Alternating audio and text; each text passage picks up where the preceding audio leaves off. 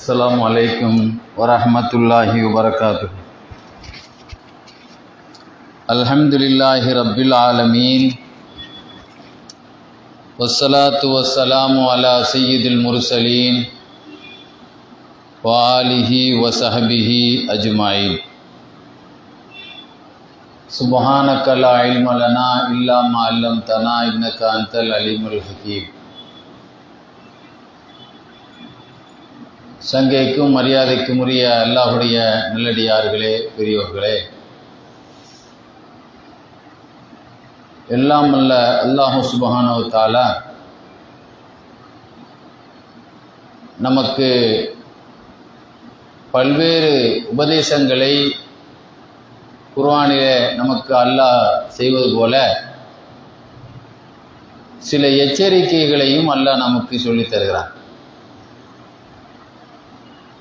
குர்ஆன் நமக்கு செய்யக்கூடிய எச்சரிக்கைகள் ஒன்று, யா அய்யுஹல்லதீன ஆமனூ இன்ன மின் அஸ்வாஜிக்கும் வ அவுலாதிக்கும் அதுவல்லக்கும். ஈமான் கொண்டவர்களே, உங்கள் மனைவிகளில் சிலர், உங்கள் பிள்ளைகளில் சிலர் உங்களுக்கு எதிரியாக இருக்கிறார்கள் என்று அல்லாஹ் சொல்கிறான். இன்று உலகத்திலே ஒவ்வொருத்தருடைய வாழ்க்கையை பார்க்கிற பொழுது அல்லாஹ் சொல்லக்கூடிய இந்த வசனத்தினுடைய உண்மையை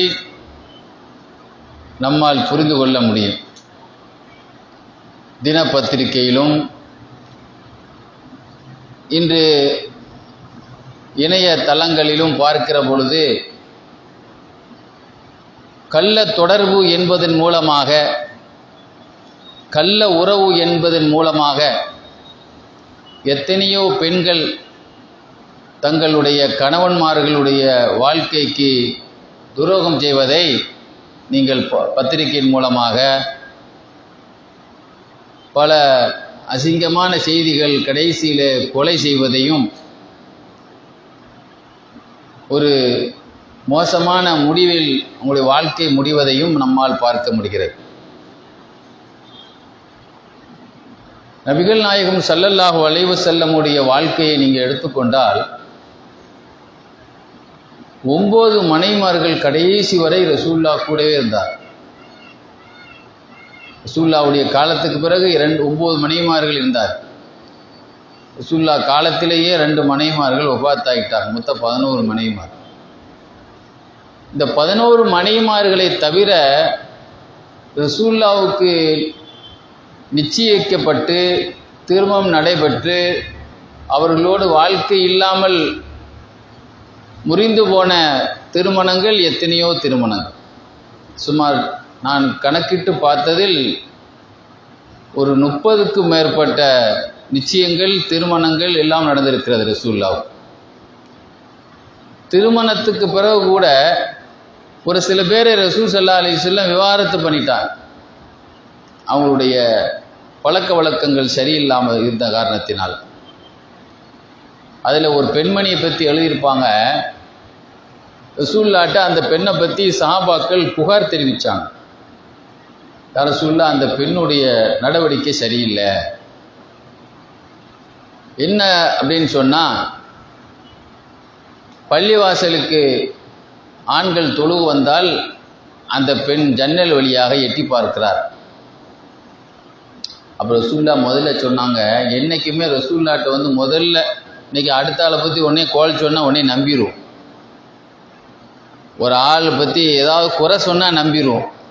நல்லது சொன்னால் ஏற்றுக்கிற மாட்டோம். நீ ரொம்ப புகழ்கிற அப்படின்ருவோம்.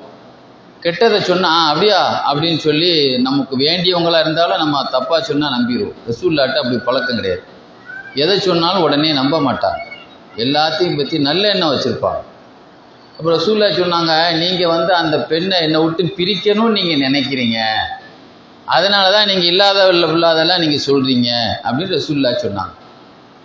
இல்லையா ரசூலுல்லாஹ், நீங்கள் என்ன இன்னைக்கு சோதனை செய்து பாருங்கள் அப்படின்னு ரசூல் ஸல்லல்லாஹு அலைஹி வஸல்லம் ஒரு நாள் கவனித்தாங்க. ரசூலுல்லாஹ்வுடைய அந்த பெண்ணிட்ட அந்த ஒழுக்க குறைவு இருந்தது தெரிந்த உடனே ரசூல் ஸல்லல்லாஹு அலைஹி வஸல்லம் என்ன செய்யிட்டாங்க, அந்த பெண்ணை விவாகரத்து பண்ணிட்டாங்க. இதே மாதிரி நீங்கள் பார்த்தீங்கன்னா ஒரு பெண் முதல் இரவு அன்று பெருமானார் ஸல்லல்லாஹு அலைஹி வஸல்லத்திட்ட முதல் இரவு ஜவுன் குலத்தை சார்ந்த ஒரு பெண்மணி முதல் இரவுல ரசூலுல்லாவோடு இருக்கும் பொழுது ஸல்லல்லாஹு அலைஹி வஸல்லம் தன்னுடைய மனைவி என்ற முறையில் அந்த பிரியத்தில் அந்த பெண்ணோடு ஒரு முத்தமிடுவதற்காக நெருங்கும் பொழுது அந்த அம்மா ஒரு விளையாட்டுத்தனமாக சில பேர்கள் அந்த பெண்ணிடத்திலே ரசூலுல்லாட்ட தமாஷ் இப்படியும் தமாஷ் பண்ணு அப்படின்னு சொல்லி ஒரு வித்தியாசமான முறையில் சில கெட்ட தோழிமார்கள், எப்படிப்பட்ட நல்ல தோழியாக இருந்தால் அப்படி சொல்லியிருக்க மாட்டாங்க தானே சொல்லணும். சில கெட்ட தோழிமார்கள் என்ன சொல்லிட்டாங்க, ரசூலுல்லாஹ் மேலே கை வைக்க வந்தால் அல்லாஹ் அவுது பில்லாஹி மினஷ் ஷைத்தானிர் ரஜீம் சொல்லி ஷைத்தான்கிட்ட இருந்து பாதுகாப்பு தேடுறதுக்காக சொல்லுவோமா இல்லையா? ஒரு ஆள் நம்ம பக்கத்தில் வர்றாரு, அவுது பில்லாஹி மினஷ் ஷைத்தான் சொன்னால் நமக்கு எப்படி இருக்கும்? நம்மளை ஷைத்தான் சொன்ன மாதிரி தானே அர்த்தம் அது. அப்போது நான் அல்லாஹ்ட்ட இருந்து நான் பாதுகாப்பு தேடுகிறேன் அப்படின்னு சொல்கிறவங்க, உங்கள் கை என் மேலே படுவதிலிருந்து நான் பாதுகாப்பு தேடுகிறேன் அந்த அம்மா சொல்லி சொன்னால் நம்ம அதாவது ஒரு தமாஷுன்னு நினச்சிது. ரசூலுல்லாஹ் என்ன செய்தாங்க, நீ அல்லாஹ்ட்ட கொண்டு பாதுகாப்பு தேடிட்ட, இந்த அம்மாவுக்கு கொடுக்க வேண்டியதை கொடுத்து முடிச்சிருங்கன்னு சொன்னான். ரசூலுல்லாஹ்ட்ட ஒரு பெண்ணு வந்து இந்த மாதிரி சொல்லிட்டா அது உடனே டைவர்ஸ் ஆகிடும். ரசூலுல்லாஹ்வுடைய அந்த உயர் மரியாதைக்கு ஒரு பெண்ணு வந்து ரசூலுல்லாஹ்ட்ட வந்து அல்லாஹ் உங்களுடைய கை என் மீது படுவதிலிருந்து பாதுகாப்பானாங்கன்னு சொன்னாலே என்ன ஆயிட்டான், டைவர்ஸ் முடிஞ்சு போச்சு. ரசூலுல்லாஹ் சொன்னாங்க இந்த பெண்ணுக்கு கொடுக்கறத கொடுத்து அனுப்பிடுங்க. அப்புறம் அந்த அம்மா ரொம்ப ஃபீல் பண்ணுச்சு, ரசூலுல்லாஹ்ட்ட இப்படி நடந்துக்கிட்டோமே. எந்த அளவுன்னு சொன்னால் அந்த அம்மா பேர் எழுதுறாங்க லைலா பின்த் ஹத்தீம். ஒரு நாள் ஒரு தோட்டத்தில் குளிக்கும்போது ஒரு சிங்கம் உள்ள நுழைஞ்சு அந்த அம்மாவை கடிச்சு துப்பி விட்டு போயிட்டு முடிவு மோசமாகி போச்சு. ரசூலுல்லாஹ்வோடு நடந்துக்கிட்ட ஒரு சில ஒழுக்க குறைவான நடவினால அந்த அம்மாவுக்கு ஒரு நல்ல சாவு வரல. ரெண்டாவது அந்த அம்மாவுடைய நடவடிக்கையை பற்றி எழுதுறாங்க, ரசூலுல்லாஹ் ஒரு வெயில் நேரத்தில் குனிஞ்சிட்டு இருக்கும்போது வேகமாக வந்து முதுகில் ஒரு அடி வச்சு, விளையாட்டின் பேரில் சில பேர் அடிச்சிருவாங்க பத்திரிக்கையில், அதுவே பிரச்சனையாயிடும்.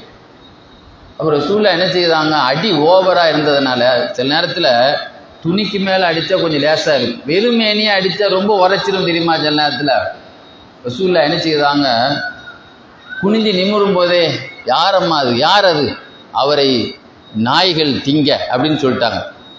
வாயிலேருந்து ரசூலுல்லாஹ் வாயிலேருந்து என்ன வந்துடுச்சு, நாய்கள் சாப்பிடட்டும் அப்படின்னு வந்துடுச்சு. சிங்கங்கள் எல்லாம் நாய்கள் இனத்தை சார்ந்ததுன்னு எழுதுவாங்க. அதனாலவே அந்த அம்மாவுக்கு யதார்த்தமாக இது வந்து ரசூலுல்லாஹ் திட்டுறதுக்காக திட்டுறது இல்லை, அது அரபிகள்கிட்ட சாதாரணமாக புழங்குற வார்த்தை. அப்படின்னா சொல்கிற ஆட்களுக்கெல்லாம் அது ஏற்பட்டிருக்கும். ஆனால் அந்த அம்மாவுக்கு நடந்துக்கிட்ட ஒழுக்க குறைவான காரணத்தினால் அப்படி ஒரு உண்மையிலேயே அந்த அம்மா ஒரு தோட்டத்தில் குளிக்கும்போது ஒரு சிங்கம் தப்பிச்சு வந்து, ஏன்னா நிறைய செய்திகள் பார்க்குறோமா இல்லையா, திடீர்னு வந்து இந்த காட்டு பகுதிகளில், கோவை பகுதிகளில், கேரளா பகுதிகளில் திடீர்னு லாரியை நிறுத்திட்டு ஒரு ஆள் போய் பொண்ணுக்கு போன இடத்துல ஒரு சிறுத்தை தூக்கிட்டு போயிச்சா இல்லையா, கடைசியில் அவர் கழுத்தை தவிர எல்லாமே போயிட்டு போட்டுருந்தாங்க. ஒரு முஸ்லீம் ஒரு ஆள் சின்ன பிள்ளை தான் இருக்கு அவர். இந்த மாதிரி அகால மரணம் ஏற்பட்டு இனிமே பார்த்தீங்கன்னா நபிமார்களுடைய வாழ்க்கையில் லூத் அலைஹிஸ்ஸலாம், இந்த லூத் அலைஹிஸ்ஸலாத்தினுடைய மனைவியை பற்றி அல்லாஹ் சொல்கிறான், நூஹ் அலைஹிஸ்ஸலாம், இந்த ரெண்டு நபிமார்களுக்குமே மோசமான மனைவிமார்கள் அமைஞ்சாங்க. அவங்களுடைய கொள்கைக்கு எதிரானவங்க. ரசூலுல்லாஹ் சொன்னாங்க, நான் ஒரு அதிர்ஷ்டசாலி நபிமார்கள், நான் ஒரு லக்கியானவர். சொல்ல போனால் என்னுடைய தந்தை ஆதம் அலைஹிஸ்ஸலாம் அவர்களை விடவும் எனக்கு தனித்துவம், ரெண்டு விஷயத்தில் எனக்கு தனி சிறப்பு உண்டு. ஆதம் அலைஹிஸ்ஸலாத்தை விட நான் ரெண்டு சிறப்பை பெற்றவன் நான். ஆதம் அலைஹிஸ்ஸலாத்தினுடைய மனைவி ஹவ்வா அலைஹிஸ்ஸலாம் அவங்களுக்கு யோசனை சொல்லி கொடுத்ததுனால தான் சொர்க்கத்தை விட்டு கீழே இறங்கினாங்க. இந்த பழத்தை தின்னுங்க, அல்லாஹ் சாப்பிடக்கூடாதுன்னு சொல்லி ஒரு பழத்தை சாப்பிட்றதுக்கு அவங்களும் ஒரு காரணமாக தானே இருந்தாங்க. ஆக அவங்க ஒரு செயலை அல்லாஹ்வுடைய உத்தரவுக்கு மாற்றமாக செய்வதிலே மனைவி துணையாக இருந்தார்கள். ஆனால் எனக்கு அமைஞ்ச மனைவிமார்கள்லாம் எனக்கு தீனுக்கு உதவியாக இருந்தாங்க, இஸ்லாத்துக்கு துணையாக இருந்தாங்க. அப்படி ஒரு சிறப்பு அல்லாஹ் எனக்கு கொடுத்தாங்கிறார். ஆக உலகத்திலே ரெண்டு நபிமார்கள் லூத் அலைஹிஸ்ஸலாத்துடைய சமுதாயத்துக்கு அல்லாஹ் தஆலா கல்மலையை பொழிய வச்சு அவங்கள கொன்னான். அதே கல் யார் தலையிலையும் விழுந்தது, லூத் அலைஹிஸ்ஸலாம் மனைவி மேலையும். நூஹ் அலைஹிஸ்ஸலாம் அந்த சமுதாயமே வெள்ளத்தில் அழிந்தார்கள், நூஹ் அலைஹிஸ்ஸலாத்துடைய மனைவியும் அழிந்தார். நூஹ் அலைஹிஸ்ஸலாத்தை பார்த்து கிண்டல் பண்ணா, பாலைவனத்திலே கப்பல் செய்கிறீர்களே, கப்பல் செய்கிற இடத்துல கடல் இருக்கணும். பாலைவனத்தில் போய் நீங்கள் கப்பல் செய்கிறீங்களே, ஏன்னா தண்ணி என்ன அடுப்பில் இருந்தால் தண்ணி வரும்னு சொன்னாங்க. கேள்வி பண்ண அடுப்பில் இருந்து தான் தண்ணி வரணும். அல்லாஹ் பார்த்தான், அடுப்புல இருந்தே தண்ணியை ஊற வச்சான். எப்பவுமே ஏட்டிக்கு பூட்டியா பண்றது அல்லாவுக்கு ரொம்ப, அல்லாட்ட போய் குசுமுத்தனம் பண்ண முடியாது. அல்லாஹ் குர்ஆன்ல சொல்லி காட்டுறான், எது ஊறியது? அடுப்பே தண்ணி ஊற ஆரம்பிச்சது. முதல்ல அடுப்புல இருந்து தான் தண்ணி வந்து 7 நாள் 8 பகல் 7 இரவு தொடர்ந்து மழை பெய்ஞ்சுது. ஒரே நாள் மழையிலேயே, ஒரு வார மழையிலேயே வயநாடு என்ற பகுதியில், வயநாடு அந்த மாவட்டமே போயிட்டா இல்லையா? எத்தனை பேர் இறந்து போனாங்க? இது வரைக்கும் கவர்மெண்ட்டுக்கே சரியான கணக்கெடுக்க முடியல. ஒரு வார மழையில ஒரு மாவட்டமே காலி. அப்படித்தானங்க? உலகத்துக்கு ஒரு வாரம் பேஞ்சா என்ன ஆகும்? உலகத்துக்கே ஒரு வாரம் பேஞ்ச உலகமே இருக்காது. எத்தனை மலையில ஏற முடியும்? அந்த தண்ணியில அவளும் மூழ்கி இறந்தாள் மனைவி. இது மாதிரி சில நபிமார்களுக்கு அல்லாஹ் என்ன செய்தான்னா, சில பேர்கள் அப்படி எதிரியாகவே அமைஞ்சாங்க. அல்லாஹ் பாதுகாக்கணும். ஒரு மனிதனுக்கு மனைவி என்பவள் 1000 காலத்து பயிர். தங்கச்சிமாரோடு கொஞ்ச காலம் இருப்போம், தம்பிமாரோடு கொஞ்ச நாள் இருப்போம், பிள்ளைகளோடு கூட கொஞ்ச நாள் தான் இருப்போம். சில பேர் தனியாக போயிடுறாங்க கல்யாணம் முடிச்ச உடனே, கொஞ்சம் பிள்ளைகளோடும் தனியாக கொஞ்ச நாள் தான். ஆனால் பொஞ்சாதியோடு எல்லா நாளும் ஒருத்தர் இருக்கான். சில பேர் பாருங்க, பொஞ்சாதி இறந்தவன கொஞ்ச நாள் அவனும் இறந்து போயிடுறான் கவலையில். சில நேரத்தில் கணவன் இறந்ததோடு அந்த கவலையில் கொஞ்ச நாள் பொஞ்சாதி இறந்து போயிடுற பார்க்குறோமா இல்லையா? ஆக கடைசி வரைக்கும் கூட இருக்கிறது யாருன்னா தாய் இல்லை, சேய் தான், அதாவது மனைவி தான். அப்படிப்பட்ட அந்த மனைவி நம்ம கூட எப்பொழுதுமே இருக்கக்கூடிய மனைவி நமக்கு எதிரியாக அமைந்து விட்டால் என்ன ஆகும் என்பதை கொஞ்சம் சிந்திச்சு பார்க்கவே. அல்லாஹ் தஆலா உலகத்திலே, அதுதான் ரசூலுல்லாஹ் சொன்னாங்க, நல்ல பெண்கள் வெள்ளை காக்கைன்னாங்க. வெள்ளை காக்கை உலகத்தில் கிடைக்கிறது ரொம்ப அபூர்வம். நல்ல பெண்கள் மக்களில் கிடைக்கிறது ரொம்ப அதுக்கு ஒரு அல்லாஹ் நமக்கு அருள் செய்ய வேண்டும். அதனால தான் அல்லாஹ் குர்ஆன் ஷரீஃபில் சொல்லி காட்டுறான், அல்லாஹ்வுடைய நல்லடியார்கள் இப்படி ஒரு துவா ஓதுவார்கள். அல்லாஹ்வுடைய நல்லடியார்கள் அவங்க நிறைய துவா ஓதுவாங்க. அந்த துவாவில் ஒரு துவா எப்படி கேட்பாங்க? ரப்பனா ஹப்லனா மின் அஸ்வாஜினா உதுரியாத்தினா, யா அல்லாஹ் கண் குளிர்ச்சியான ஆனந்த கண்ணீர் வடிக்கக்கூடிய அளவுக்குள்ள பிள்ளைகளை பொஞ்சாதி எனக்கு தா என்ற துவாவையும் அவர்கள் கேட்பார்கள். இதெல்லாம் துவாவில் கிடைக்கிறது. எது? நல்ல மனைவி நல்ல பிள்ளைகள் எல்லாம் எதுல கிடைக்கிறது? அல்லாஹ்வுடைய அந்த அந்த கிருபையில கிடைக்கிறது. கண்ணியத்திற்குரியவர்களே, இப்னுல் ஜவுசி ரஹ்மத்துல்லாஹி அலைஹி ஒரு கிதாபில் ஒரு செய்தி எழுதுறாங்க. இஸ்ரவேலர்கள் காலம், மூசா அலைஹிஸ்ஸலாத்துடைய சமுதாயத்துக்கு தான் இஸ்ரவேலர்கள் சொல்லுவோம். இந்த இஸ்ரவேலர்களுடைய காலத்தில் நிறைய அதிசய நிகழ்ச்சிகள் ரசூல் ஸல்லல்லாஹு அலைஹி வஸல்லம் ஹதீஸ்ல சொல்லுவாங்க. இஸ்ரவேலர்களுடைய விஷயத்தை பற்றி நிறைய செய்திகள் வந்தால் அதை பேசுங்கள், அதுல நிறைய நல்ல விஷயங்கள் இருக்கிறது என்று ரசூலுல்லாஹ்வே சொல்லியிருக்காங்க. அதுல ஒரு ஆச்சரியமான ஒரு செய்தி, இதுவரைக்கும் நீங்க கேள்விப்பட்டிருக்க மாட்டீங்க, நானே இதுவரைக்கும் கேள்விப்படாத ஒரு செய்தி. நீங்க பார்த்தீங்கன்னு சொன்னா, பொஞ்சாதிமார்களுக்கு சுயநலங்கள் அதிகம். நம்ம வீட்டுக்கு மட்டும்தான் அவர் உதவணும், நம்ம குடும்பத்துக்கு மட்டும்தான் அவருக்கு கவனிக்கணும், நம்ம தாயாரை மட்டும்தான் கவனிக்கணும் அப்படிங்கிற ஒரு சுயநலம் அந்த காலத்திலிருந்தே இருந்திருக்கு. ஒரு மனிதர் என்ன செய்தாரு, அந்த காலத்தில் ஒரு சாலிகான மனிதர், அதாவது அந்த காலத்தில் ஒரு செய்தி நடந்தது. அதாவது ஒரு ஆள் கல்யாணம் முடிச்சார். அவர் அந்த வீட்டில் அவருக்கு மனைவி இருந்தார். மனைவியோடு சேர்ந்து 2 வயசான பாட்டிகள் இருந்தாங்க. நல்லா கவனிங்க, அவங்க மனைவியோடு சேர்ந்து யார் இருந்தா? 2 வயசான பாட்டிகள். இந்த 2 வயசான பாட்டி யாருன்னா, ஒன்று அந்த மனிதருடைய தாயார், இன்னொன்று தன்னுடைய பொஞ்சாதியுடைய அம்மா, மாமியான்னு சொல்லுவோமா இல்லையா? 2 பேரும் ஒரே வீட்டிலே இருக்காங்க.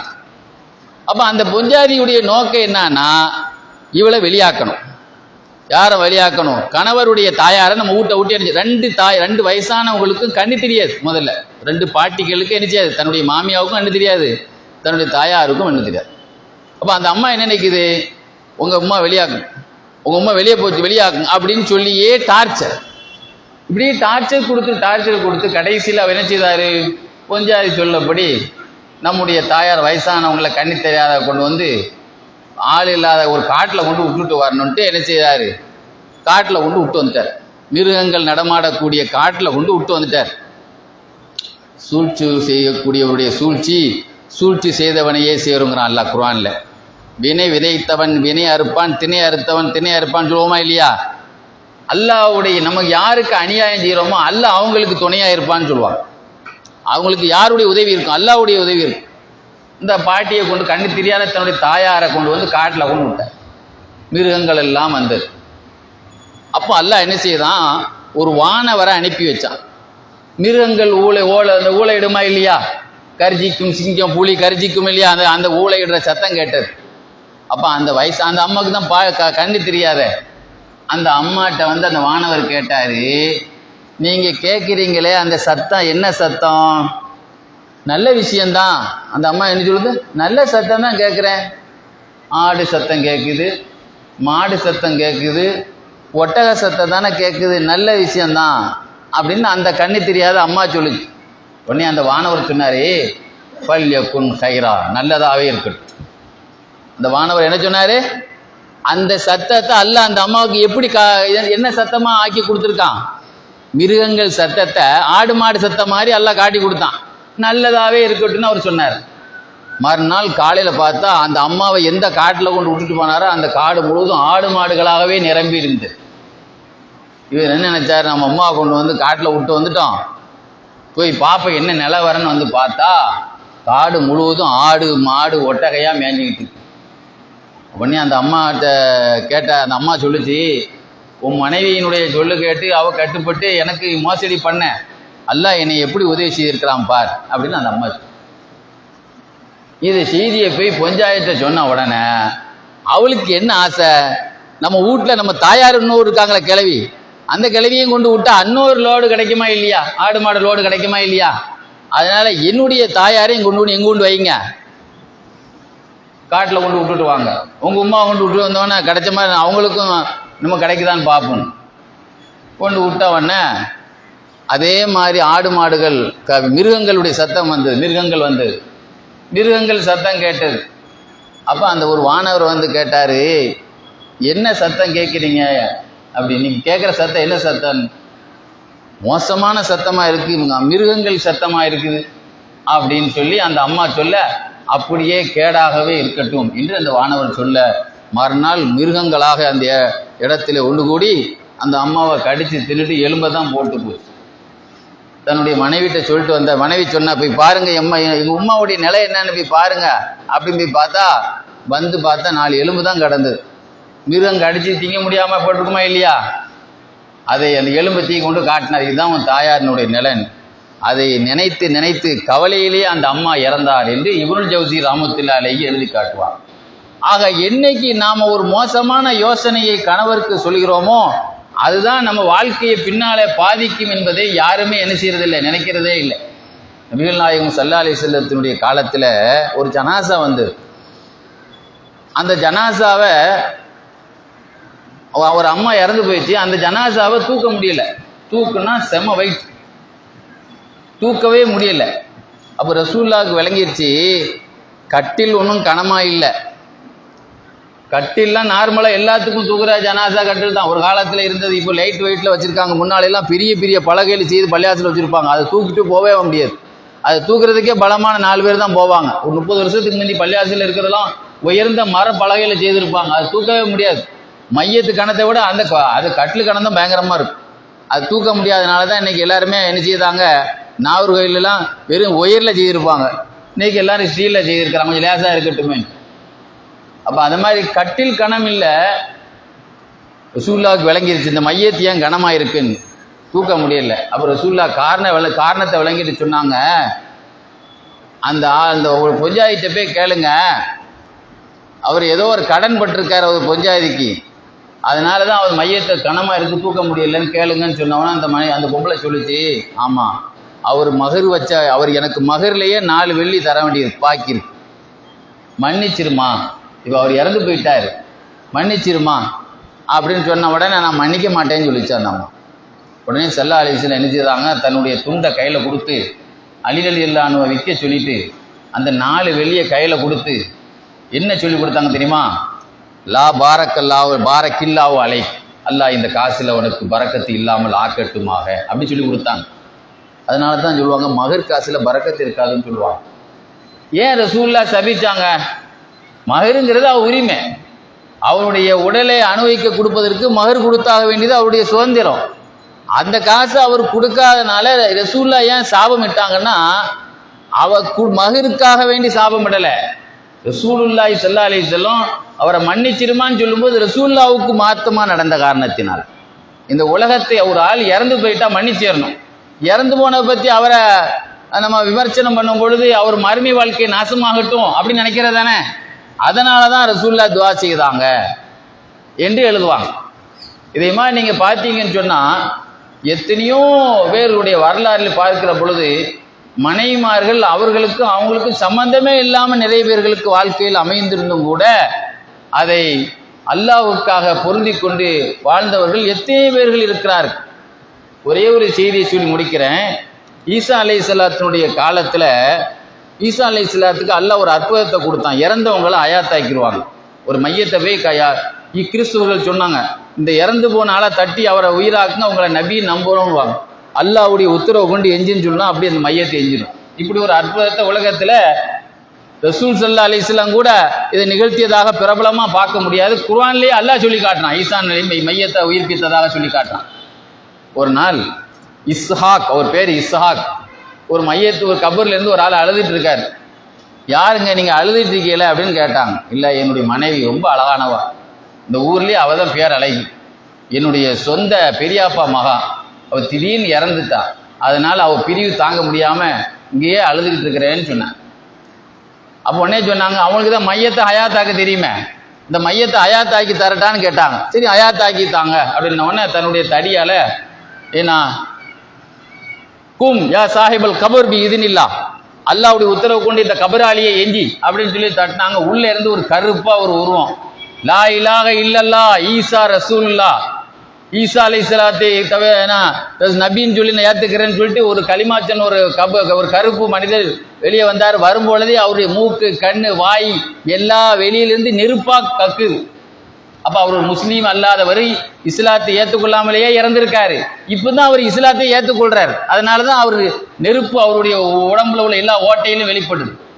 அப்படின்னு சொன்னாங்க, நீ திரும்ப போ, உடனே எழுப்பப்படலை அப்படின்னு சொல்லி அவரை திரும்ப போக சொன்னாங்க. அவர் மையத்தாகி அவரை அடக்கப்பட்டது. அடுத்த கபருங்க, இந்த கபருன்னு சொன்ன உடனே அந்த கபரை தட்டின உடனே அந்த அம்மா வெளியே வந்து அந்த அம்மாவோடு அவரை நீங்கள் வாழுங்க அப்படின்னு சொல்லிட்டு ஈசா அலைஹிஸ்ஸலாம் அந்த இடத்த விட்டு போயிட்டாங்க. அப்போ அவர் ஒன்று என்னுடைய பிரியத்தினால ஞாபகத்தினால நான் பல இரவுகள் தூங்காமல் இருக்கிறேன், இப்போ கொஞ்சம் நேரம் நான் ரெஸ்ட் எடுக்கிறேன்னு சொல்லி சொன்ன உடனே அவருடைய மனைவியினுடைய மடியில் தூங்கினார். கொஞ்ச நேரத்தில் ரொம்ப ஆழ்ந்த தூக்கத்தில் இருக்கும்போது அந்த வழியாக ஒரு அரசன் உடைய இளவரசன், அரசனுடைய மகன் இளவரசன் வாக்கிங் வந்தான் குதிரையில். இளவரசர்கள் தான் கேட்கவே தேவையில்லையே, ஒரு அழகான தோற்றத்தில் அழகான குதிரையில் வந்த உடனே எல்லாரும் பார்க்க போனாங்க. இந்த அம்மாவும் மடியில் தன்னுடைய கணவனை இறக்கி வச்சுட்டு அவர் பின்னாலேயே போயிட்டார். அந்த பெண்ணுடைய அழகும் அவரை கவர, இந்த பெண்ணுக்கும் அவரையும் கவர்ந்த உடனே என்னைய உங்களோட அழைத்து செல்லுங்கள் என்று அந்த அம்மா சொல்ல பின்னாலேயே அந்த ஆளும் கூப்பிட்டு போயிட்டான். இவர் முடிச்சு பார்க்குறாரு, கொஞ்சாதியை காணையில் பின்னாலேயே போனார். போய் சொன்னார், இது என்னுடைய மனைவிங்க, நீங்கள் கூட்டி வந்துட்டீங்க.